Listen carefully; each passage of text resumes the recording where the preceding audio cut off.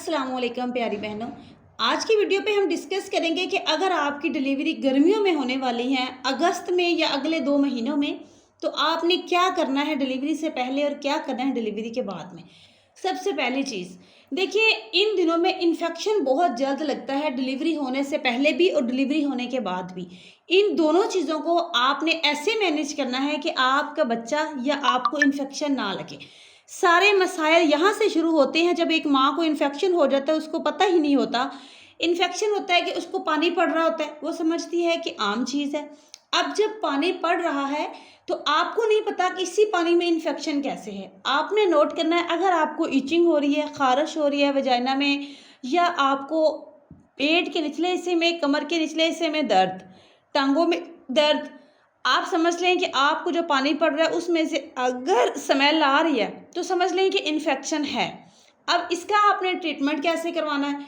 इसका simple antibiotics खाते हैं 7 दिन, जो कि आपने टेस्ट करवाने के, चेकअप करवाने के बाद में इस्तेमाल करनी है। एक चीज़ ये आपने ख्याल रख लेना है कि अनमैरिड लड़कियों को भी हो सकता है, शादी से पहले, शादी के बाद, हमल से पहले, हमल के बाद, डिलीवरी से पहले, डिलीवरी के बाद। ये वीडियो यहाँ तक तो सब बहनों के लिए हो गई। अब जब जिनको हमल है उनको एक कुदरती तौर पर हमल के दौरान हमारी बॉडी में इम्यूनिटी सिस्टम चूँकि कम हुआ होता है, जिसकी वजह से इन्फेक्शन लगने के चांस बढ़ जाते हैं। अब आपने यहाँ पे जब ये देख लिया, जब आपको इन्फेक्शन हो गया गर्मियों में जो कि ज़्यादा होता है, इस महीनों में जो मैंने आपको लिखे हैं, अगस्त में, सितंबर अक्टूबर में ज़्यादा होता है, तो ये इन्फेक्शन बच्चे को लगता है, वक्त से पहले दर्दें हो जाती हैं, प्री टर्म लेबर, फिर बच्चे का एडमिट होना, माँ का बुरा हाल होना, माँ का अगर ऑपरेट हुआ है तो उसके टांके जल्दी ख़राब होते हैं। और इन दिनों में दर्दें टाइम पे नहीं लगती, क्योंकि ये है ना कि गर्मी की वजह से ज़्यादा दर्दें लगेंगी या इन्फेक्शन की वजह से, नो, टाइम पे दर्दें नहीं लगती, क्योंकि फॉल्स पेन्स टाइम से पहले आने लग जाती है। इन्फेक्शन की वजह से 7वें महीने में दर्दें स्टार्ट, कभी 8वें में दर्दें, कभी 9वें में दर्दें। तो डॉक्टर के चक्कर लगा लगा के आप दर्दें रोकने वाली मेडिसिन खा खा के, तो एंड टाइम पे जब डिलीवरी का टाइम होता है उस टाइम आपको प्रॉपर दर्दें नहीं आ रही होती। इसके अलावा अब अगली चीज़ पे जाते हैं कि आपकी डिलीवरी होने वाली है। एंड के दिनों में आपने खुद को काम काज में, गर्मी में कम रखना है। ये नहीं है कि आप एक्टिविटीज़ इतनी कर रहे हैं कि हमने नॉर्मल डिलीवरी करवाने के लिए, बहुत सी बहनें एक्टिविटीज़ करती हैं जिसमें कि नॉर्मल डिलीवरी की दर्दें लग जाएंगी। नहीं, आपने जो भी एक्टिविटीज़ करनी है अपने रूम के अंदर, ऐसे रूम में करें कि आपकी बॉडी को इस हद तक हीट ना पहुँचे कि आपके जो अंदरूनी मसल्स हैं वो गर्म होना शुरू हो जाएं। आई होप कि आप मेरी वीडियो को देख के कुछ समझेंगे। इसके अलावा डिलीवरी के बाद आपने अपना ख्याल ऐसे रखना है कि इन्फेक्शन से बचाना है, बार बार नहाना है, बच्चे को नहलाना है, बार बार कैप और मोज़े वगैरह तब पहनाने हैं जबकि इसकी ख़ास ज़रूरत हो।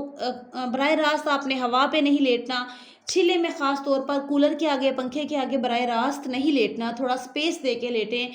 इसके अलावा आपने अपना जो पानी का इंटेक है वो बहुत अच्छा रखना है। पानी का इंटेक लड़कियां बहुत कम रखती हैं गर्मियों में, क्योंकि उनको होता है कि हमारा जो है पेट भर जाएगा या हमें और मसाइल होंगे, तो पानी का इंटेक 10-12 गिलास आपने लाजमी लेने हैं। इससे आपका पेट नहीं बढ़ेगा बल्कि पसीना ज़्यादा आता है। गर्मियों में पानी की कमी ज़्यादा हो सकती है, माँ या बच्चे को बहुत से खतरात से बचा सकते हैं इस तरीके से। या फिर आप नारियल का पानी इस्तेमाल कर लें, शिकंजी बना के इस्तेमाल करें, नींबू पानी जिसको बोलते हैं, वो भी आपकी और आपके बच्चे की सेहत के लिए बहुत ज़रूरी है। इसके अलावा जो बहनें तेल की मालिश करवाती हैं गर्मियों में, उनको चाहिए कि तेल की मालिश करवाने के 2 घंटे बाद नहा लें। ज़्यादा, इससे ज़्यादा टाइम ना रखें अपनी बॉडी पे तेल का मसाज, जो कि अगर बॉडी पे तेल का मसाज ज़्यादा टाइम तक लगा रहता है तो आपकी कुदरती जो मसल्स हैं, उसकी जो कुदरती खिंचाव है, उसके अंदर पट्ठों में दर्द स्टार्ट हो सकता है। ये एक आजमाया हुआ है, तो इस बात पे आपने लाजमी ध्यान देना है। इसके अलावा आपको कब्ज़ नहीं होनी चाहिए हमल से पहले और हमल के बाद। अगर हमल से पहले आपको कॉन्स्टिपेशन ज़्यादा रहेगी तो आपकी नॉर्मल डिलीवरी के चांस कम होंगे या आपका ज़ख़म जो हील होने के चांस कम होंगे। अगर आपको आपकी ये कब्ज़ डिलीवरी के बाद हो रही है तो समझ लें कि आपको इन्फेक्शन भी हो सकता है, इससे आपके पेट के मसाइल भी हो सकते हैं और इससे आपको कुदरती वज़न पड़ सकता है, जो कि आपकी वजाइना से नीचे की तरफ औरतें कहती हैं हमें वज़न बहुत पड़ता है। ये वज़न वो वाला वज़न होता है जब औरतें हमल के दौरान बहुत वज़न उठाती हैं, पानी का कोई बाल्टी वगैरह या कोई हैवी वर्क, फर्नीचर को खींच लिया, इसको उसको, या बच्चे को सारा दिन उठा लिया, बार-बार उठा लिया। कोई बड़ा बच्चा है 4-5 साल का, 3 साल का, जो कोई हेल्दी है, वज़न वाला है, तो इन चीज़ों से आपने थोड़ी परहेज़ रखनी है। वज़न जो पड़ता है वजाइना के ज़रिए से नीचे को जिस्म निकलता है, तो ये पूरी लाइफ़ ठीक नहीं हो पाता अगर हम इस पे बेएहतियाती करें तो। इसके अलावा जो सबसे मेन पॉइंट है आपकी खुराक। अब गर्मी की वजह से आप अपनी खुराक ये गर्म चीज़ है, वो गर्म चीज़ है, नहीं खानी, ऐसे करते हैं, तो ये नहीं करना। गर्मियों, चाहे गर्मी है, डिलीवरी से पहले और डिलीवरी के बाद आपने खजूर का इस्तेमाल लाज़मी करना है, जो कि आपकी सेहत के लिए बहुत अच्छी है। आपको खून की कमी नहीं होगी, आपको कुदरती कमज़ोरी नहीं होगी। आपने देखना है कि ये खून की कमी को आपने कैसे दूर करना है। अब जब मैंने आपको बता दिया है कि खजूर से आपकी खून की कमी पूरी हो जाएगी, तो आप चाहे 2 सुबह, 2 दोपहर, 2 शाम खा लें।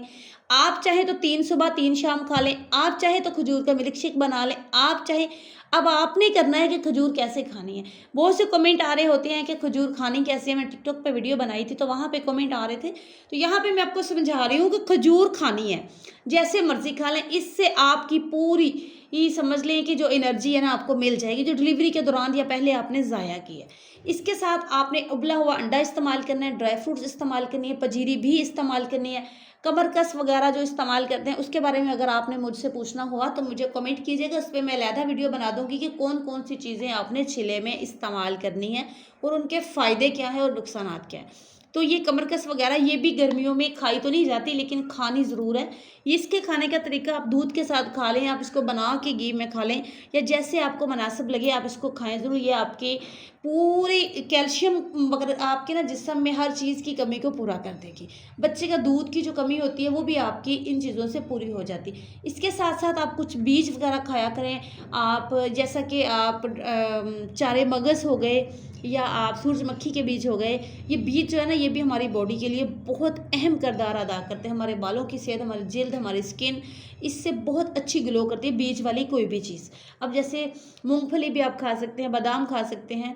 इसके साथ-साथ आपने अपने आयरन, कैल्शियम के लिए फ्रूट्स का इस्तेमाल लाज़मी करना है। चिले में अक्सर बहनें कहती हैं कि हमने ये फ्रूट नहीं खाना, वो फ्रूट नहीं खाना, परहेज़ है। नहीं, चिले में जो-जो चीज़ आप खा लेंगी, वही-वही चीज़ें आपका बच्चा बड़ा होके हज़म करता जाएगा। यानी दूसरे-तीसरे महीने में आपके बच्चे को पेट दर्द नहीं होगा। आप चने भी खा सकते हैं, आप छली के दाने भी खा सकते हैं, आप सख्त चीज़ भी खा सकते हैं, चावल भी आप अपने छिले के अंदर इस्तेमाल कर सकते हैं। लेकिन कोशिश करें कि हेल्दी डाइट, अब ये चीज़ें इस्तेमाल करनी सिर्फ बच्चे के पेट के लिए। 40 दिन के अंदर जो चीज़ खाएँगे, बच्चे को वो चीज़ बाद में हज़म करनी आसान होगी, कुदरती तरीका है।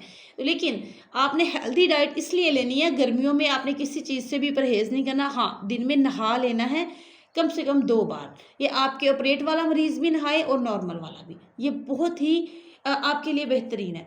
अब यहाँ पे आप सबसे रिक्वेस्ट करूँगी, प्लीज़ अगर चैनल पर नहीं हो तो सब्सक्राइब कीजिएगा और मिलेंगे किसी नेक्स्ट वीडियो पे। तब तक के लिए अल्लाह हाफ़िज़।